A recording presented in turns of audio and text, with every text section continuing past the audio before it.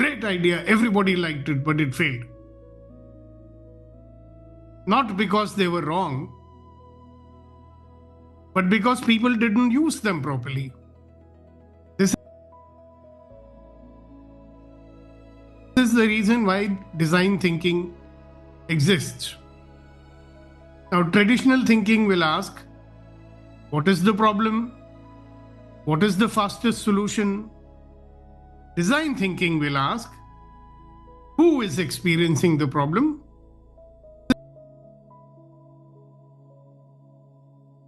What is really going on for them? So, human beings are central to this method of problem solving. Okay. So, let us see what is the core mindset of this kind of thinking. It's built on three very, very powerful assumptions. And these are, people matter more than processes. Nobody can deny that, right? People are most important. So people matter more than processes. Understanding comes before efficiency. And the third one is, experimentation will beat perfection every time. Because it makes you get started, right? So in design thinking, you are allowed to not know. Normally our problem is the knowing or the I know. Here we are allowed to not know.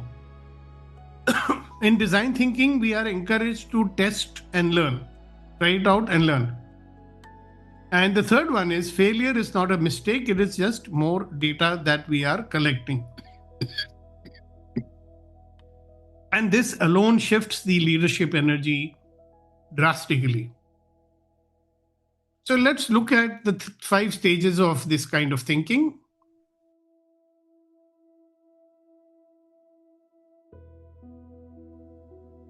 The first one is empathy, empathize. Empathize with the people who are facing the problem. The second one is define the problem clearly. And the third one is ideate freely. Fourth one, make a prototype. And the fifth one is test out your idea.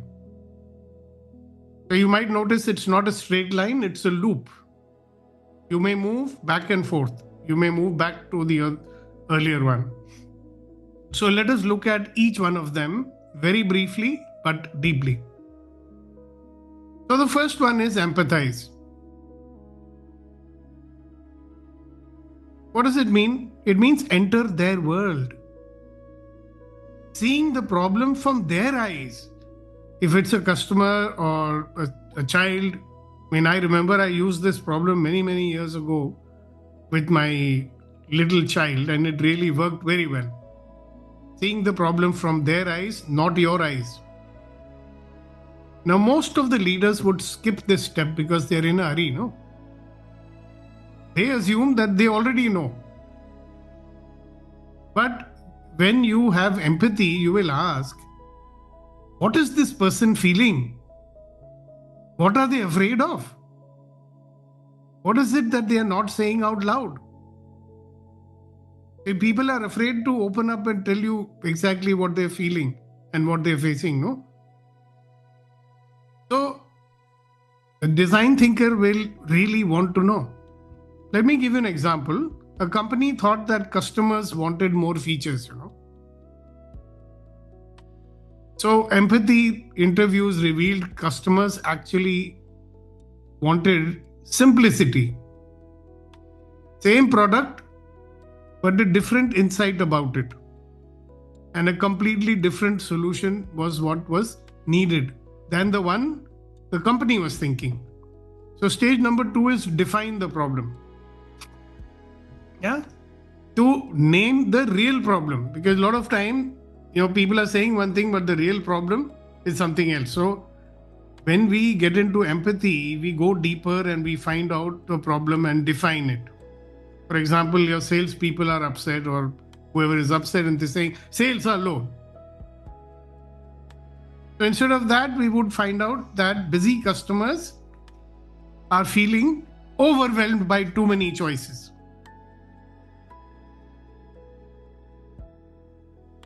So as you probably know, a well-defined problem is already half solved, where there is clarity, no?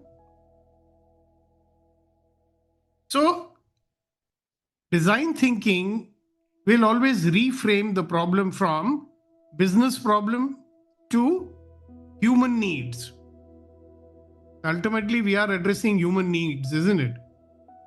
So this is a very, very critical skill for all leaders to have. Now, the third stage is the ideation stage, where we think beyond the obvious. So the rule is no idea is stupid during ideation. People should feel free to speak up and verbalize any idea without fear of being judged. Okay. And remember one thing, judgment kills creativity. So design thinking invites wild ideas, crazy ideas, small ideas, or the scenario thinking. What if this? What if that? Okay. So in this kind of ideation, we are interested in quantity first and quality will come later. So I'll have you know, most breakthroughs come from ideas that initially sound impractical. Okay, I myself have shared an example with you many times about the sump that we wanted to put in our house. There was no place to put it on the ground floor. And my little son at that time came out with the idea, look, this parking is on stilts and the parking belongs to us. And why don't we dig a hole here? Now, initially it sounded very absurd, right? I said, no, but we can dig a hole here, no? We can put the tank here and then cover it up and lift the water from here. See, initially it did not sound very practical. When we went deep into it, we found out how to make it possible, right? So the fourth stage is make it tangible, means make a prototype. So it's not a final product. It can be a simple thing like a drawing or a role play. For example, if you're looking at how do I handle this with a customer, how do I speak with them, you could finally come out with a mock conversation, or you could make a simple model. The purpose at this point is not perfection. The purpose at this point is to learn quickly. So these prototypes will turn thinking into something that you can see, you can feel, you can improve. The next phase number 5, is you test it out. Okay. Learn and don't defend. Just test it out and see what happens. So testing is not about proving that you're right. It's about finding out.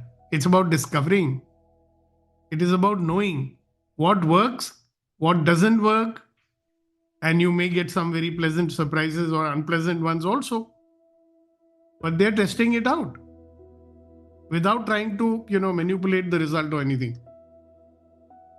So design thinkers, they don't defend their ideas. They listen to the feedback. And every test will answer one question, and that is, what did we learn? So this design thinking is a leadership practice. It's not only for designers. It is for leaders who are designing the cultures of their organizations. It is for managers who are designing conversations.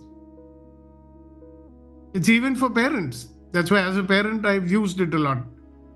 Parents designing relationships, or individuals like you and me designing our lives. So wherever people are involved, design thinking really is very, very important. So let's do a simple exercise. Now take a moment Take a deep breath, then pause and think of one challenge that you are facing in your life right now. Ask yourself, who is affected by this? Have I truly empathized? Am I trying to be right or am I trying to learn?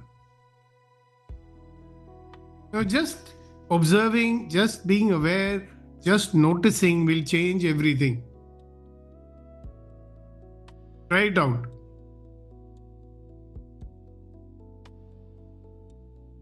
So, there is real power in design thinking, okay? Design thinking is not about thinking harder. It is about thinking in a more kind and compassionate way. Being kind to the users, being kind to your teams, being kind to yourself.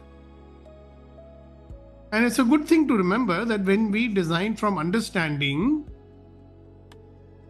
and empathy, solutions will come out naturally and people are likely to use those solutions also.